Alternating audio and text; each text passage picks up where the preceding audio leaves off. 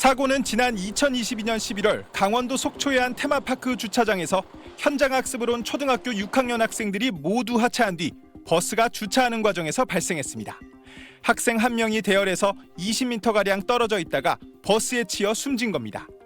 지난달 1심 법원은 인솔교사가 주의 의무를 다하지 않았다며 금고 6개월의 집행유예 2년을 선고했습니다. 교원단체는 즉각 반발했습니다. 적 보호 장치 없는 현장 체험 학습을 중단해야 한다라는 입장을 밝힙니다. 또 판결 내용이 보도되자 교사 몰래 빠져나간 아이를 어떻게 알아채냐, 진짜 말 안 듣는 애였나 보네, 선생님이 도대체 왜 벌을 받아야 하나 등 비판 댓글도 이어졌습니다. 과연 사실일까? 검찰 수사 결과 피해 학생은 버스에서 내린 직후 풀린 신발끈을 묶는 과정에서 대열에서 멀어진 것으로 파악됐습니다.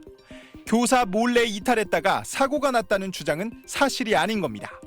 또 피해 학생이 대열에서 멀어지는 동안 인솔교사가 뒤를 돌아보는 등 안전조치를 취하지 않았다는 점도 재판부가 유죄를 선고한 이유였습니다.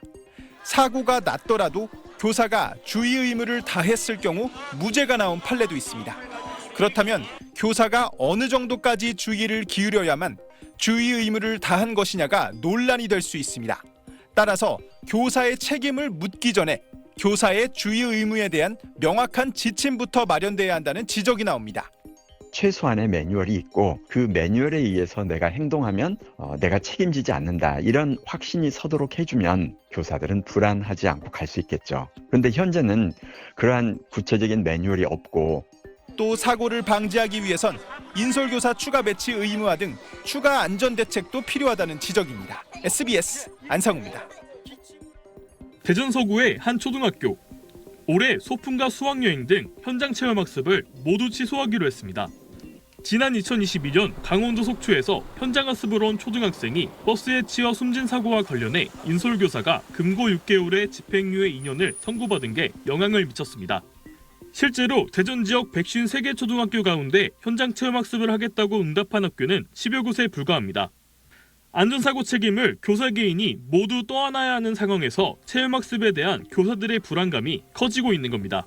이런 매뉴얼과 이런 현실 사이에서 우리는 체험학습을 갈 수 없다. 안전을 지켜줄 수 없을 것 같고. 현장 체험학습에 나간 교사의 주의 의무도 불분명합니다. 정부가 교사가 지침대로 이행하면 책임을 묻지 않도록 학교안전법을 개정해 6월부터 시행할 예정이지만 교사가 어느 정도 안전조치를 해야 하는지 구체적인 지침은 없는 상태입니다.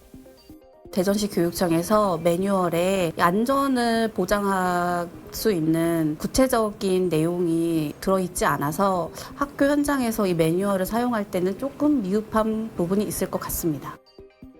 이런 가운데 학부모들은 학창시절 소중한 추억인 소풍과 수학여행이 사라지고 있는 것에 대해 큰 아쉬움을 나타내고 있습니다.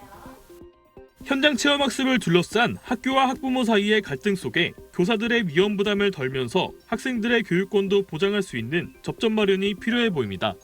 TJB 박범식입니다.